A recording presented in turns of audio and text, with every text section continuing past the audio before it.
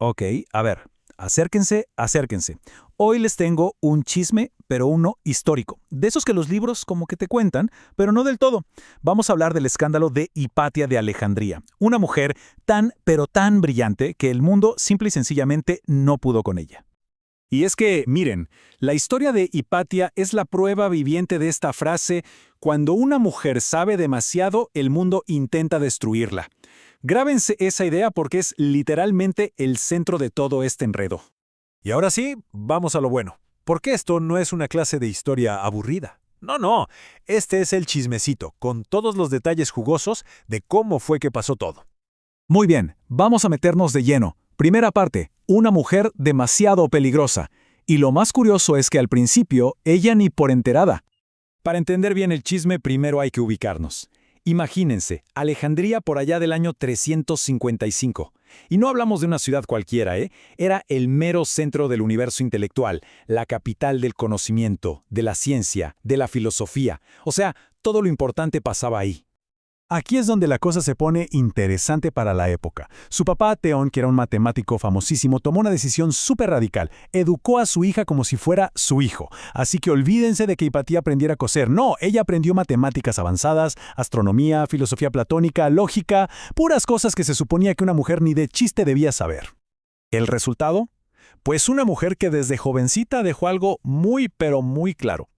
Ella no iba a seguir las reglas. Hipatia no pensaba casarse para servirle a un hombre, ni mucho menos iba a obedecer a nadie. Y sobre todo, no iba a hacerse la tonta para que los demás se sintieran cómodos. Su primer pecado fue, simplemente, ser ella misma. Avancemos un poco. A ver cómo se complica la cosa. Parte 2. La maestra de Alejandría. Aquí es cuando su vida privada se vuelve un asunto público. ¿Y qué asunto? Se convirtió en filósofa y maestra. Y ojo aquí, que esto es clave para el chisme. Enseñaba en lugares públicos y le enseñaba a hombres adultos. Imagínense, paganos, cristianos, gente que después serían obispos, todos toditos iban a escucharla.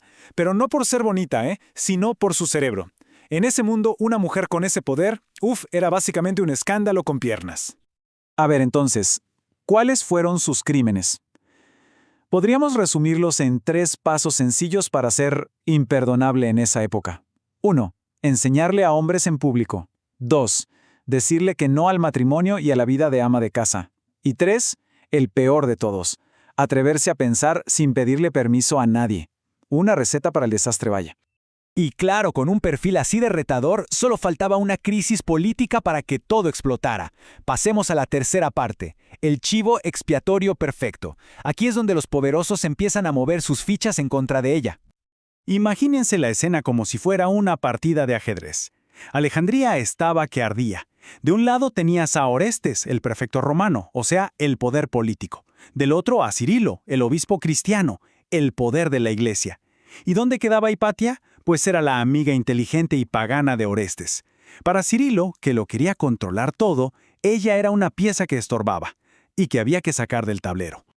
Así que empezó la campaña de desprestigio, el truco más viejo del mundo. Lo primero que soltaron por las calles fue el rumor: ella hechiza a los hombres. Claro, ¿de qué otra forma podría una mujer ser tan lista e influyente? Tenía que ser brujería, obvio. Y el chisme creció rapidísimo. Como era muy cercana a Orestes, la acusación se volvió política y religiosa. Ella es la que impide que el prefecto se convierta al cristianismo. De repente ya no era una filósofa brillante, era un obstáculo para la fe. Y al final llegó la etiqueta que lo resumía todo, la que servía para justificar cualquier cosa. Ella es peligrosa. Ni loca ni equivocada. Peligrosa. Y cuando a una mujer la llaman peligrosa, es porque su libertad le da miedo al poder.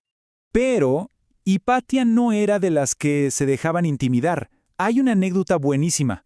Dicen que un día un alumno le confesó que estaba enamorado de ella, de su cuerpo. ¿Y saben qué hizo? Cuentan que le aventó un paño menstrual y le dijo: «Esto es lo que amas, nada más». ¡Pum! Una cachetada filosófica con guante blanco. Básicamente les dijo: «Mi mente es lo que vale, no este cuerpo que ustedes tanto desean». Y esa libertad, esa autonomía, fue su sentencia de muerte. Aquí la cosa se pone muy fea, así que cambiemos el tono. Cuarta parte, un asesinato para borrarla. Porque cuando los rumores no funcionan para controlar a alguien, se usa la violencia. Entonces, en el año 415, todo ese odio acumulado se organizó. Una turba de fanáticos cristianos la esperó, y aquí no hubo juicio, ni una acusación formal, nada. Simplemente la emboscaron, así, de la nada, cuando volvía a su casa. La sacaron a la fuerza de su carruaje, se la llevaron a una iglesia y bueno, ahí la silenciaron de la forma más terrible que se puedan imaginar. Pero eso no fue solo un asesinato, no fue un crimen cualquiera. Esto, y que quede clarísimo, fue un mensaje, una advertencia salvaje para cualquiera que se atreviera a pensar diferente. Y la historia podría terminar ahí, ¿no? Con el triunfo de la ignorancia. Pero no. Vamos a la última parte, la idea que sobrevivió. Porque quisieron borrar a la mujer, pero lo único que lograron fue convertirla en una leyenda inmortal. Le salió el tiro por la culata. Hoy, nadie recuerda a Hipatia como una bruja. Es un símbolo del pensamiento libre, es una mártir del conocimiento, un ícono del feminismo intelectual. Y su historia, pues, es una advertencia de lo que pasa cuando el fanatismo trata de apagar la luz de la razón. Al final, el resumen es este, y es la verdad más dura de todas. No murió por ser pagana, ni siquiera solo por ser mujer. Murió porque no la pudieron controlar. Su mente libre, esa era la verdadera amenaza. Le pusieron la peor etiqueta de todas, la llamaron peligrosa. Y esto nos trae a la pregunta final, la que conecta este chisme de hace 1600 años con nosotros hoy. A ella la llamaron peligrosa por pensar, por enseñar, por ser libre. La pregunta es, ¿qué tanto ha cambiado?